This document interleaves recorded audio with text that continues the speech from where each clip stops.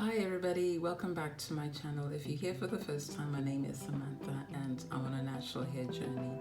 I have type 4C hair, which about 2.5 months ago I had decided to relax, which is a really stupid thing to do, and I regret that terribly. But I've moved on, and on the 18th of this month, 18th of November, I decided to do a big job, and now I'm just focusing on looking after my hair. My hair still has 3 little bits of relaxed hair which I need to get removed professionally. I might do it myself next year, but at the moment my hair is now mostly natural. And being a natural girl, I've actually been on a natural hair journey for about 7 years, and my hair was doing beautifully. You may be wondering why on earth I relaxed my hair. I have a video in which I talked about that, and I'll leave a link to that video so you can understand where I'm coming from. And if you also want to understand why I decided to do the bake job, I've got a video on that as well, which I'll leave a link to both on the screen and in the description box below. I've been using different products to try and recover my hair, and it's just to help it to grow healthily. My main focus at the moment is healthy hair, but I do have areas of alopecia which I'm also working on to target, so as to promote regrowth and then make sure that hair is healthy as it's growing. So I've been using a variety of products. I've got a video on that as well if you want to see what I'm using. But that hasn't stopped me from researching and trying to see what other people are doing and what the literature out there says, or the research out there says, about how you can treat alopecia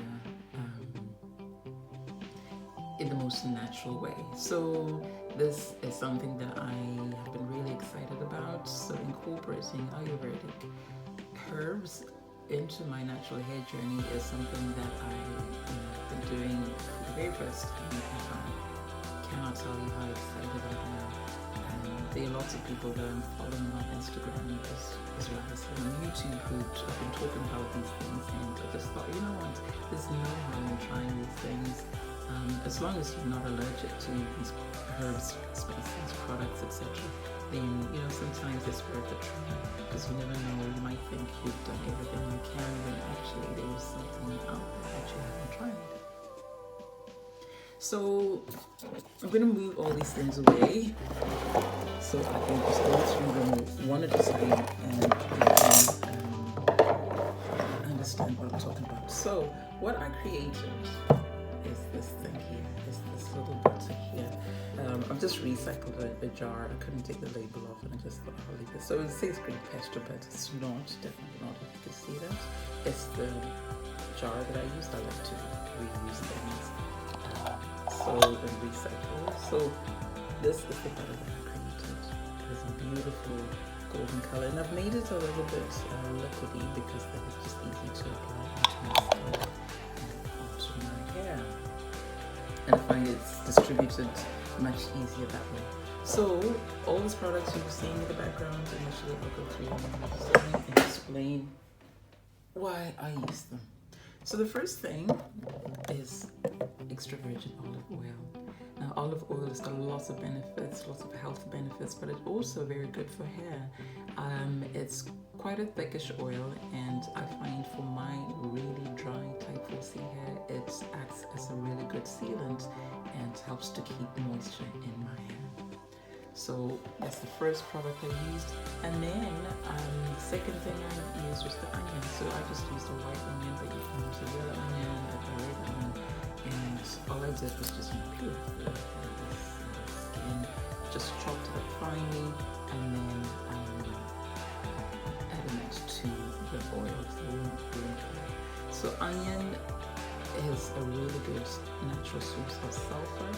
Hair has a lot of sulfur in it, and if it's deficient in sulfur, that could lead to breakage, dryness, all sorts of nasty things.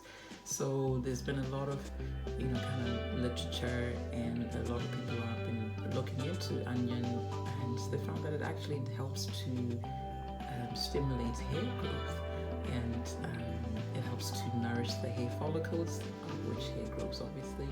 And some people just like to use the juice on its own, but I've been doing some research, and you can also fry it and cook it, and that is still good. So that's the second thing I used. And then next thing I used was carrot. In fact, I used a couple of carrots.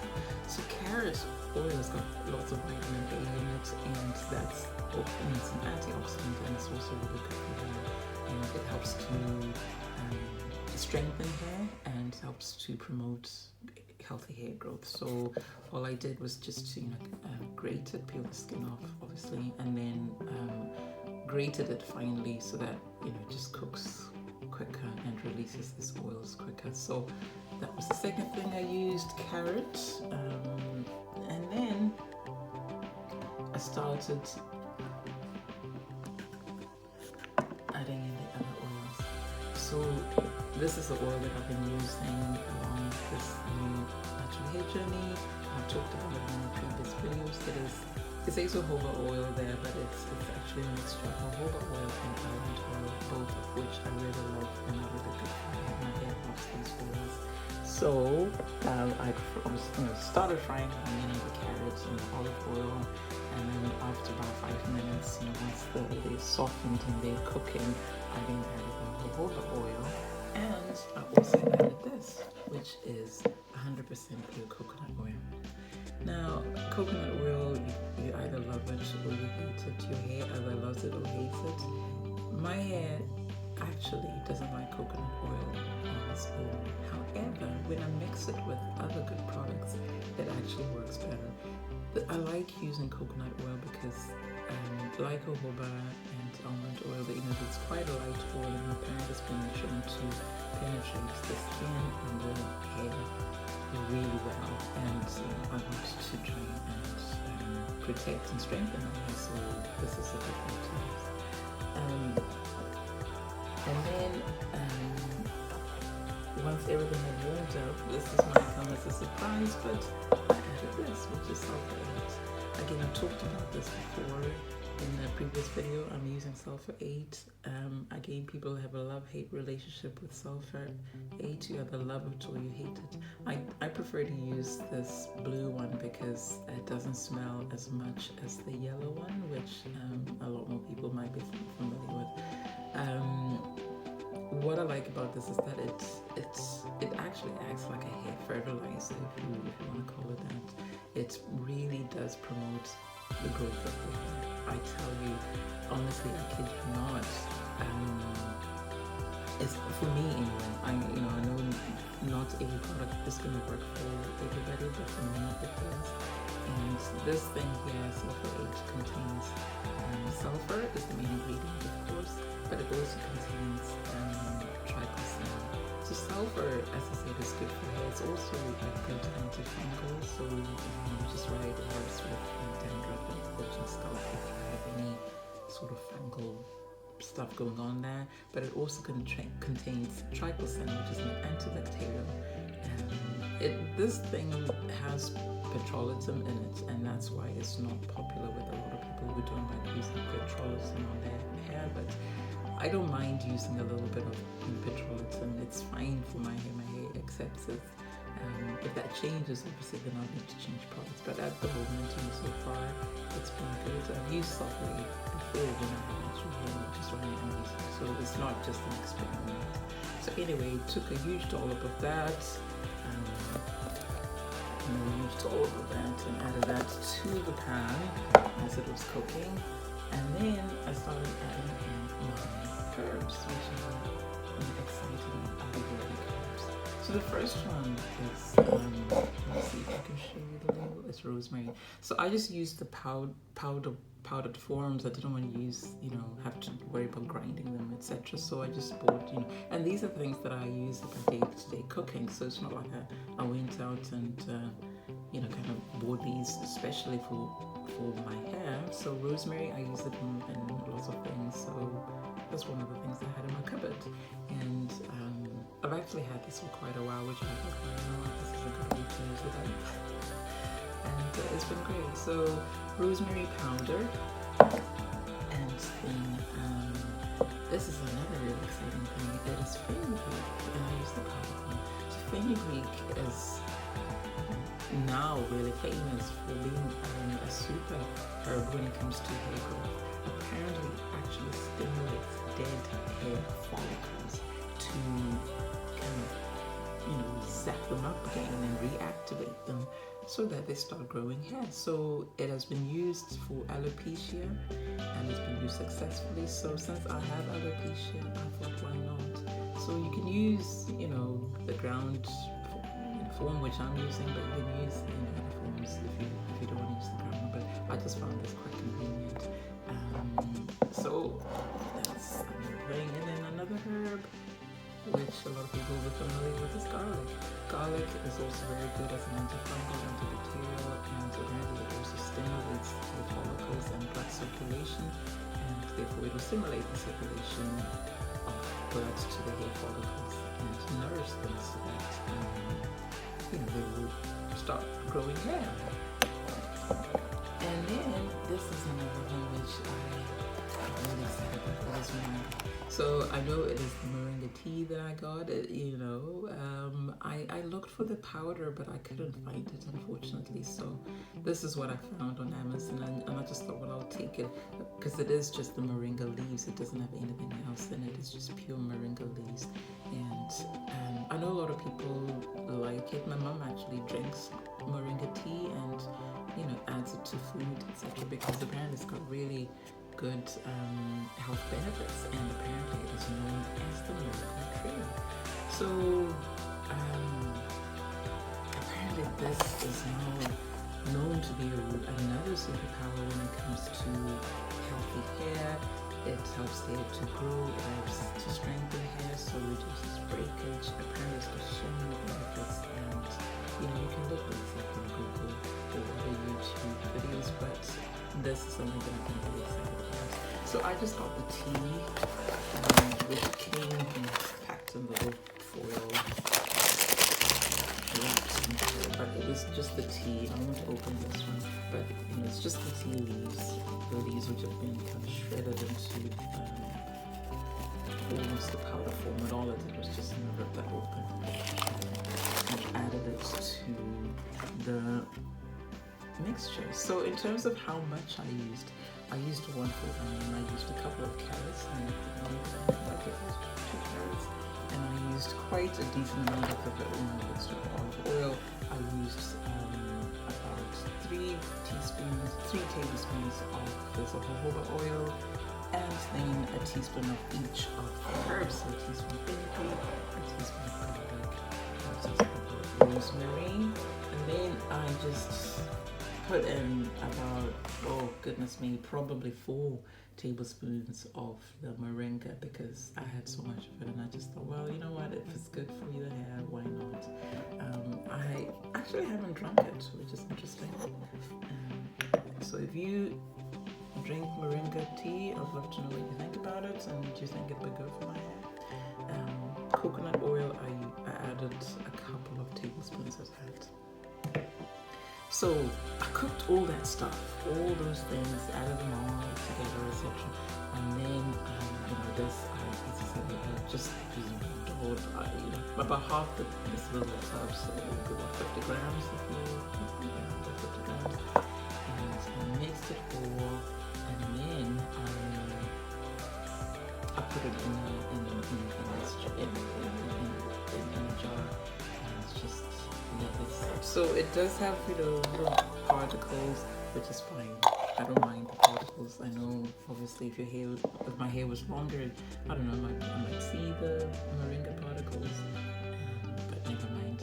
I might try a different thing, a different method. I don't know. I think I'm hoping to find the powder so that I don't have to do this. But anyway, which is why I made a small jar. And then once I had cooked all these things, and then it had kind of cooled down, the last thing I added, which is another thing I love, is this delicious mixture of Jamaican black castor oil and Argan. Jamaican black castor oil anybody in the natural hair world will talk about this. I'm not saying everybody has to use it. It works for me, and that's why I use it. But apparently, it is good for stimulating hair growth. And I'm really keen to tackle my areas of alopecia. I've used Jamaican black castor oil. When I was in natural before, I used this regularly without any problems at all. I loved it. And sometimes I used, just the regular one. Sometimes I used the extra dark one, and I would use it as a hot oil treatment. And sometimes I'll just apply it to my hair as well. But particularly edges, because it's a very good hair strengthener. So argan oil is also good for hair. Apparently, what it does is reduces the frizz, and it does that by smoothing the cuticles. And what I like about that is that if your hair cuticles are all rough and ragged, then whatever moisture you try to put into your hair is going to come out. So by smoothing the hair and smoothing the shafts and smoothing the cuticles, what you can do is keep as much of the moisture in your hair. I know moisture retention in type 4C hair is a big deal, because our hair is very coily, and it doesn't allow moisture to penetrate as well, particularly if, like me, you have low porosity type 4C hair. Honestly, getting that moisture in is a big deal. But once you know the products which are gonna go into your hair and moisturize your hair, and you want to maintain against that, I find that I like using a small amount of warm water instead of penetrates, because water, as good as it is as a moisturizer, it actually can be very drying. So if you don't seal the moisture well enough, if you haven't found that fantastic butter or oil to seal your hair with, then whatever water you add in, could come out, and then your hair will actually feel drier. And I know a lot of people with low porosity type 4C complain about that, and that's the reason. Water, it dries out. So when it dries out and there's nothing to keep the moisture in there, then it's going to just come out. So I do use just a small amount of water. I don't want my hair dripping wet, because the more water there is, but because I moisturize my hair twice a day, that is why my hair tends to be moisturized. I moisturize in the morning and moisturize in the evening. Obviously, how much moisture your hair needs depends on your hair, and how often you moisturize. Again, depends. My hair has been a lot drier since relaxing the type, so I never used to moisturize my hair this often. I found it has become much drier, so I think it's still part of the transition, and my hair, I think, is just trying to find itself again, find its identity again. So therefore, I'm just learning more about my hair as it is right now, and just trying to get it back to health. So anyway, so this is the end product. It's a beautiful butter, as I stated. I made it quite quickly, easy to apply, and I've been applying that just once a day, and I apply that in the evening, and that's because the herbs in there, I kid you not, they do smell. So the fenugreek, the garlic, and the rosemary, they do have a smell, and I don't mind it. I know it's beneficial for me, so I don't mind it at all. So the worst things that smell were awful. So this is the least of my worries. And what I find is, if I apply it in the evening, and I apply that to the scalp and as well as to the hair, by the morning the smell has pretty much subsided. So it's fine. And if you're not going to work, or you're only going in part-time, then try it. Obviously, if it doesn't agree with you and you don't like the smell, then don't use them. Nobody should ever do anything they're not comfortable with. I'm quite comfortable, and I think if anybody were to ask me this, that how come I share the products that I use again, the smell is the best that it is. And you have to have that confidence, and sometimes these little sacrifices you make people will say nasty things. You know, people say nasty things about beautiful, healthy Afro hair. So saying something about the smell, it's nothing new. And I know a lot of people feel uncomfortable about that. I'll say that, you know, that gives black people a bad name, and everybody thinks black people's hair smells. No, not everybody thinks that. Anybody who does is just ignorant. You know, if you're on a mission like me, then you do what you gotta do. Okay. Anyway, I hope you found that interesting, and obviously I'll give you some feedback and about my episode to let you know how I'm doing. My wild growth hair oil is actually gonna run out shortly, so that's gonna be an interesting thing to see what happens. But yes, I know I'm using a lot of products which stimulate hair growth, but I know when somebody might think that's gonna be confusing. How are you gonna know what works? Well, to me, if the end result is healthy hair growth, then I don't mind. I don't intend to use all of these products for the rest of my life. That I can assure you. I'm going through what I'm calling a treatment phase. So this is everything is on turbo. Everything is, no holds barred, and I'm doing what I can to just get out of this phase. I want to try and promote my hair to recover and get healthy and nice. We all have different hair goals, so it depends on your own hair goals, what you want to do.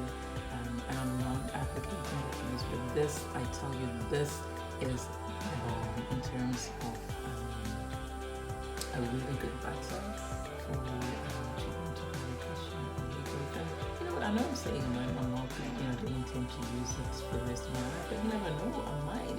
If it was doing so well and my hair keeps growing, I don't see why I need to stop. So I might continue, but I'll keep you posted. And if you want to know what's going to happen, then all you need to do is subscribe to the channel. So click that red subscribe button, click the notification bell so that you know the next time I have a new video up. And then I would really appreciate it if you like the video, as well as share the video with anybody who's going through what I'm going through, or anybody who just likes, hearing about hair. I love hearing about hair, self-care, so if you know anybody in that same position, let them know. So thank you so much for watching. I really appreciate you taking time to watch my video. And until next time, take care of yourselves, take care of your hair, and I'll see you soon. Bye for now.